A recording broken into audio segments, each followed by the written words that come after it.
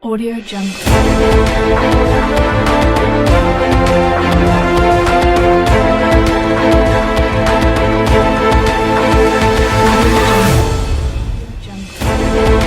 Assalamualaikum warahmatullahi wabarakatuh. Good morning, viewers. I am Septian Dunggio, and today the morning of Monday, 4 April 2022.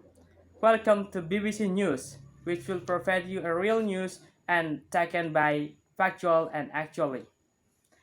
So we will have the latest from Moscow and analyze the impact of sanctions by Russia and the knock-on effects for the rest of the world. But first, here's our international correspondent, Ola German. By night, they defend the capital. Skies full of fire. These Ukrainian troops are still holding off Russian forces. Their president calling on the invaders to lay down their arms. Бросайте вашу технику и уходите. Drop your weapons and get out of here. Do not believe your commanders. Do not believe your propagandists. Just save your lives and go. Уходите. And in a Kyiv children's hospital, a young victim of Europe's newest war lies between life and death. He's just 13, and doctors tell us as his family tried to flee, they came under fire. It's unclear from which side. The smallest brother was killed, unfortunately. This boy has injuries of face and also injuries of spine. It's very difficult to say at this moment what is the prognosis, but we will try to do everything to save this child.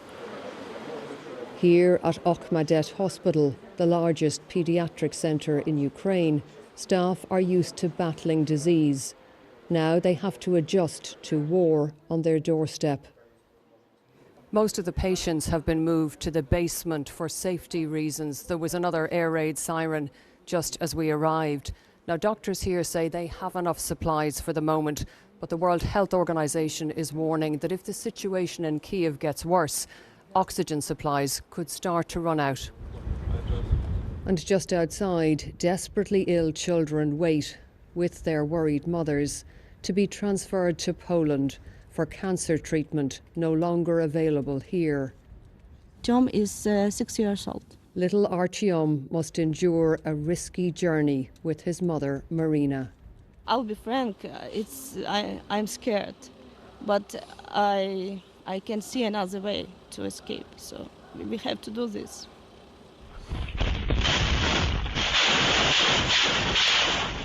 But no escape today in Kharkiv, Ukraine's second largest city. Military experts say it looks like Russia is using cluster bombs, which are banned by many countries. This is a residential area with no military objects. Here, a factory of some kind, now destroyed. It was a relentless bombardment of a major city as peace talks were beginning.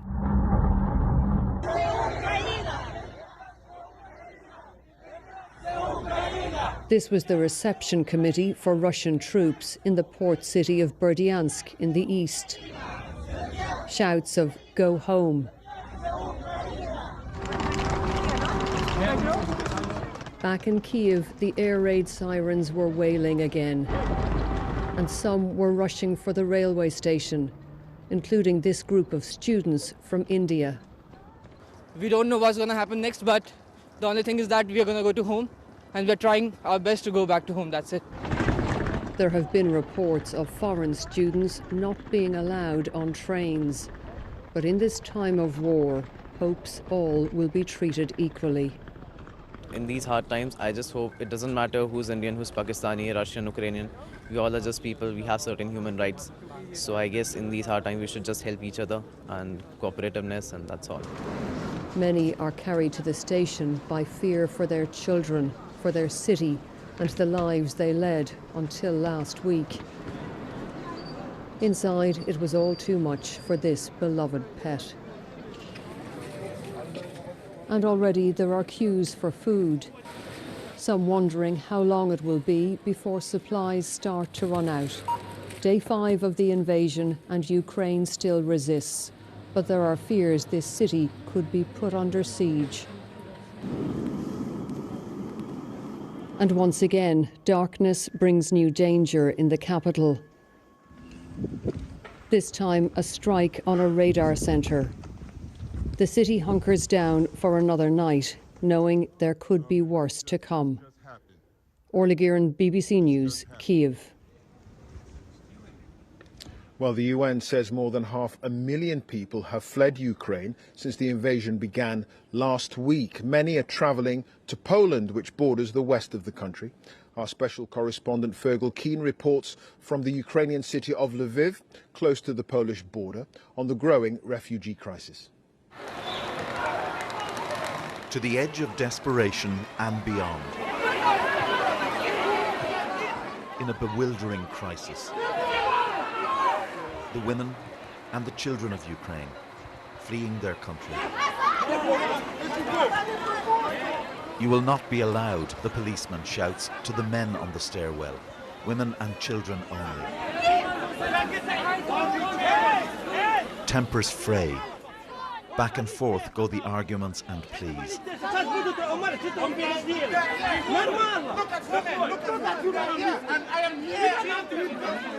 The police move to help those allowed to board.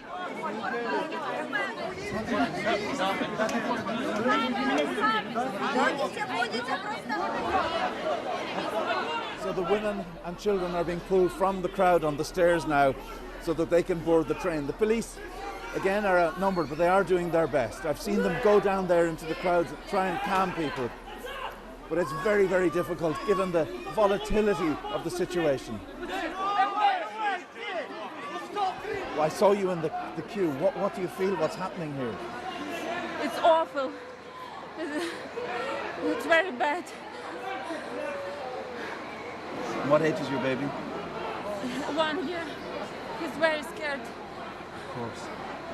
Of course. The foreign students and workers here find themselves without family help far from home. And if they're men, they must wait until women and children are evacuated. What is it like for you, this? Well, it's really stressful, you know.